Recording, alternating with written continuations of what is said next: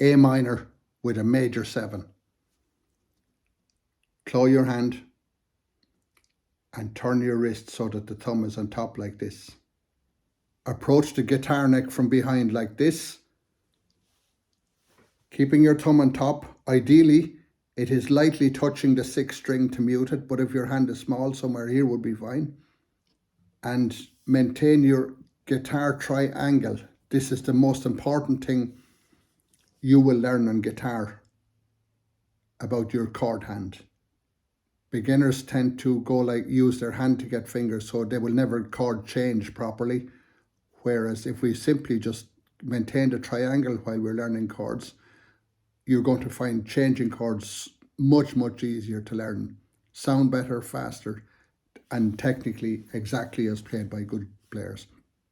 First finger tip onto the 2nd string, 1st fret, middle. 2nd finger tip onto the 3rd string, 1st fret, middle. And 3rd finger tip onto the 4th string, 2nd fret, middle. It sounds like this.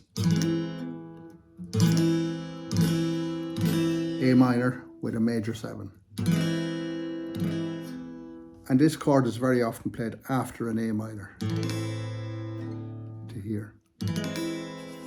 And before it, an A minor 7. That's usually where it pops up in chord sequences.